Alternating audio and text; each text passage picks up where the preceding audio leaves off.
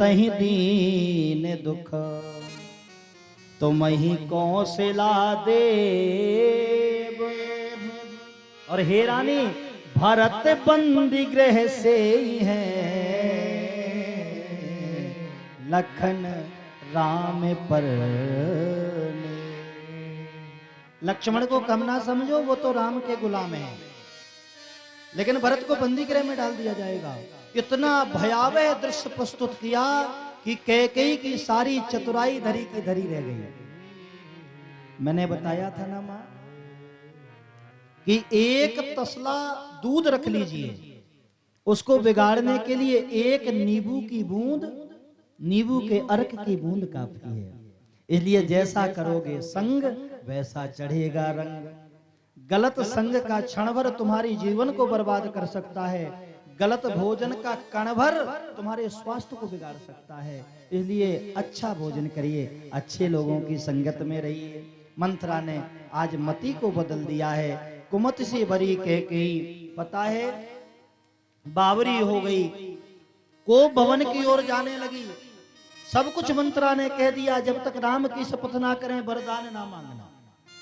दो वरदान तुम्हारे राजा के पास थाती हैं भैया। बड़े आनंद के साथ सायंकालीन बेला होने वाली है। कैकेयी के महल की ओर महाराज दशरथ बढ़े हैं। राम जी कभी कौशल्या के महल में नहीं रहते थे, राम जी हमेशा माता कैकेयी के महल में रहते थे। और जितना माता कैकेयी प्रेम करती थी ना, उतना कोई दूसरी मैया राम को प्रेम नहीं करती थी।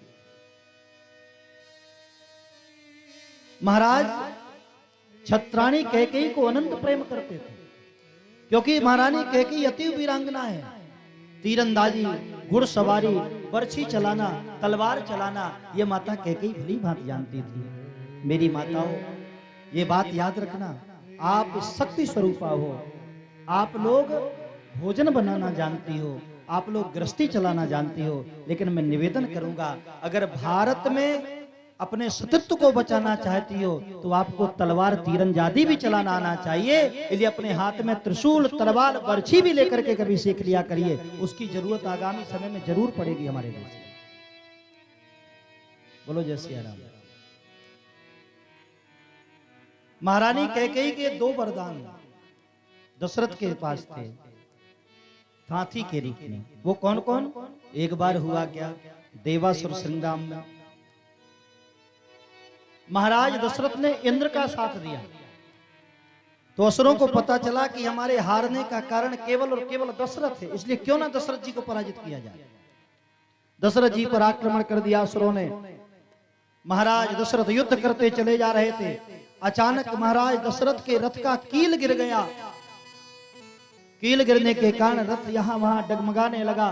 महारानी कैकेयी ने देखा, नीचे को झुकी और अपनी उंगली उस पहिए को संभालने के लिए कील के रूप में डाल दिया। अब इनकी उंगली वज्र की थी, क्यों?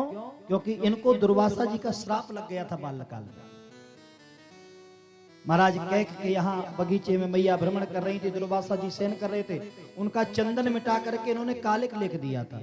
तो जब कालिक पोत दिया, महाराज दुर्वासा ने देखा, श्राप दे दिया, जिसने मेरे माथे पे कालिक लगाया उसके जीवन में कालिक लग जाए। आज ये भी आज राम वनवास का कारण बन रहा है। वहां से माता कैकेयी को प्रसन्न होकर के दशरथ ने कहा, देवी जो मांगना चाहो मांगो। बोली, महाराज आप ही मेरे हैं, अब मुझे क्या चाहिए, जब जरूरत पड़ेगी तो मांग लोगी। दूसरा, एक बार महाराज को नक्सूर हो गया नाखून में, इससे मवाद निकलने लगा। वैद्यों ने कहा कि आपके महारानी कैकेयी के होठों में अमृत है, अगर अपने होठों से इसका ये जितना भी मवाद है निकाल के अलग कर देंगी तो महाराज आप ठीक हो जाएंगे। अति प्रेम था दोनों में, और भैया जब वो निकाल के अलग किया तो महाराज ठीक हो गए। ये दूसरा वरदान था। महाराज बड़े प्रसन्न हैं, चले आ रहे हैं, और बड़े आनंद के साथ महाराज ने जब अंदर प्रवेश किया तो मंत्री और दास दासियों ने बताया, हे महाराज आज हमारी महारानी कैकेयी कोप भवन में है। कोप भवन था, जहां भी क्रोधित लोग होते थे तो बैठ जाते थे। उसमें बहुत दिन से जाले लगे थे, धूल लगा हुआ था, क्योंकि अभी तक कोई कोप भवन गया नहीं था। कोप भवन का हिंदी का तात्पर्य है गुस्सा घर। कौन सा घर? गुस्सा घर। हर जगह गुस्सा भी नहीं करना चाहिए। और जिनको ज्यादा गुस्सा आता हो, बड़े बड़े मकान हो, बड़े बड़े महल हो, तो एक कमरे का नाम कोप भवन रखिए। जब भी गुस्सा है उसमें बैठ जाया करिए, अपने आप लोग समझ जाएंगे कि वहां मनाने जाना पड़ेगा। हर जगह रूठना नहीं चाहिए। कोप भवन सुनकर के महाराज आहत हो गए।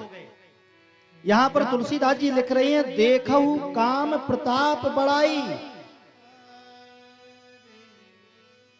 अर्थात राजा आज ऐसे कार्य कर रहे हैं जैसे कामी पुरुष करता है। रानी को मनाने के लिए दौड़े। माना आज तक राजा दशरथ राम के वश में थे, और आज कैकेयी को कोप भवन में सुनकर के लगता है काम के वश में हो गए। लेकिन जहां राम तहां काम नहीं, जहां काम नहीं राम। मनाने के लिए दशरथ जाने लगे तो राम दूर चले जाएंगे।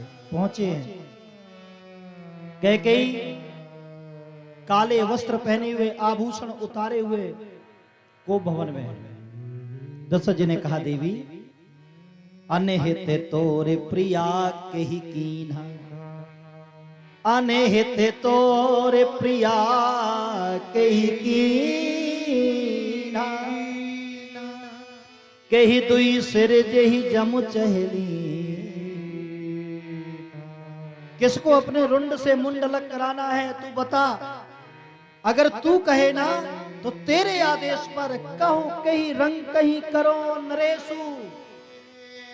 किस भिखारी को राजा बना दूं, कहो कहीं नृपही निकासों देशु। कैकेयी मन ही मन मुस्कुराने लगी। मांगने से पहले इन्होंने दोनों बातें बोल दी। कहो कहीं रंग कहूं, राम जी के दर्शन के भिखारी भरत को राजा बना देंगे। कहो कहीं रंग कहीं करो नरेशु। नृप बनने वाले कौन है? राम। कहे कहीं नृपहि निकासों दे। राजा दशरथ इतने वशीभूत हो गए प्रिया के कि जो चाहती है वो बोलते जा रहे हैं। लेकिन आश्रय भरत को बनाए। आज महारानी ने कहा, आपके पास मेरे 2 वरदान थाती के रूप में रखे हैं। दशरथ जी बोले, मांगो देवी, ये तो बड़े प्रसन्नता का अवसर है, जो मांगोगी मिलेगा। तुम्हें पता है मेरा राम राजा बनने वाला है, तुम्हारा राम राजा बनने वाला है। कैकेयी बोली, हमेशा मांग मांग कहते हो, लेकिन कभी लेते देते तो हो नहीं। बड़े भाव से दशरथ जी ने बड़े आनंद से कहा, मांगो देवी। आज महारानी कैकेयी 2 वरदान मांग रही है। तापसे वे से वो दास, तापसे से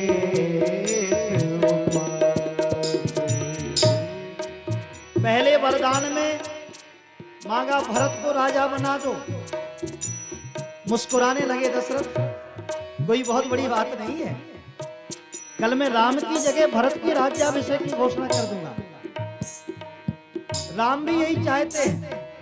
पहले वरदान को सुनकर के महाराज दशरथ का मुखमंडल जितना खिला हुआ था, दूसरी बात सुनते ही ऐसे मुरझा गया जैसे उंगली का स्पर्श करते ही छुई मुई का पेड़ मुरझा जाता है। तापस से उदासी, तापस उदासी, 14 बरस राम बनवासी, 14 बरस राम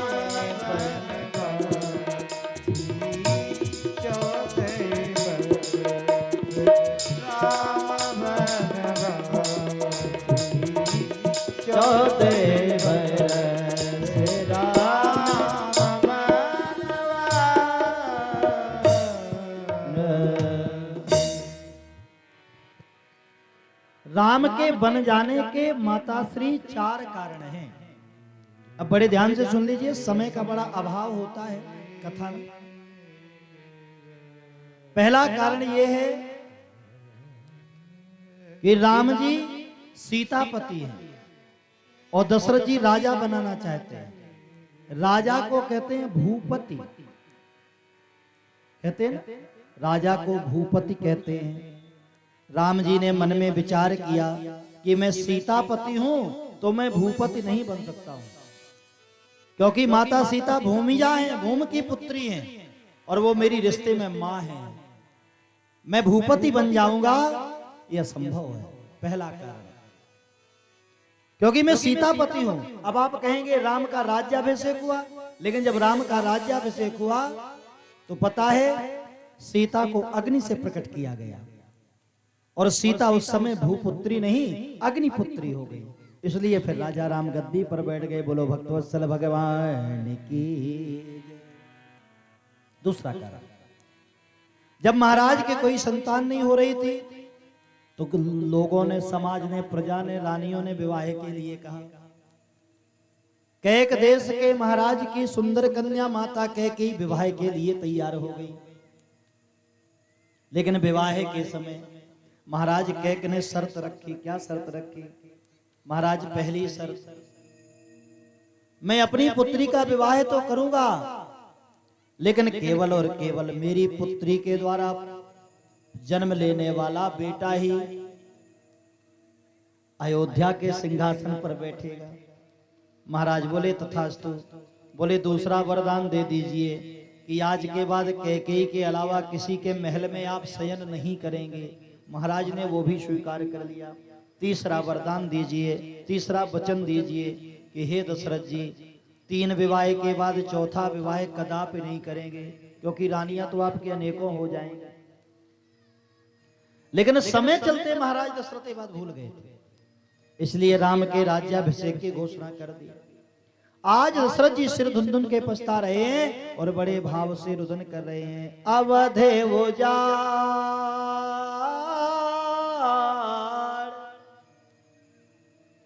अवधे वो जाड़ कीन कैकेयी ने अपने कटु वचनों से अवध का उजाड़ कर दिया है। और किसके लिए वरदान मांगा है? जो सबसे प्रिय हैं भरत के। राम भरत मेरे दोनों नेत्र हैं देवी, ऐसा मत करो, ऐसा मत करो। लेकिन जब मन में स्वार्थ आता है ना मेरी माई, तो विवेक अपने आप अंधा हो जाता है, विवेकहीनता नष्ट हो जाती है। इसका एक छोटा सा उदाहरण दे रहे हैं। वर्तमान में आप देख रहे हो कि जो अभी तक हमारे सत्ताधारियों की जय जयकार कर रहे थे कि बहुत अच्छी सरकार है, हिंदू राष्ट्र सनातन की रक्षा करने वाली सरकार है, वही आज टिप्पणी कर रहे हैं सरकार बहुत गलत है, सरकार के उठाए गए कदम बहुत गलत हैं। ये इसलिए बोल रहे हो क्योंकि आप केवल स्वार्थ की भरी आंखों से देख रहे हो। जब जीवन में स्वार्थ के नेत्र लगा दिए जाते हैं तो सामने वाला अपने आप कपटी दिखाई देने लगता है। मन में आया स्वार्थ जब, मन में आया स्वार्थ जब, तो अंधा हुआ विवेक, और नहीं कुछ सूझता बस लगी रहे रट एक। अपना दिखाई देता है। कैकेयी को बहुत मनाया, देवी मान जाओ, देवी ऐसा ठीक नहीं है, तू जो कहे मैं तैयार हूं, लेकिन ये वरदान अपना वापस ले लो। बार बार ताने देने लगी। रघे को ले री थे सदा चलिया,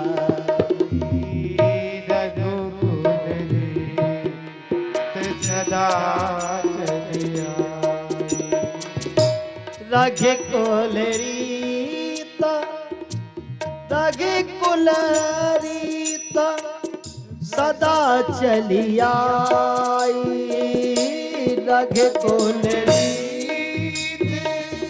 सदा चलिया, प्राण जाए पर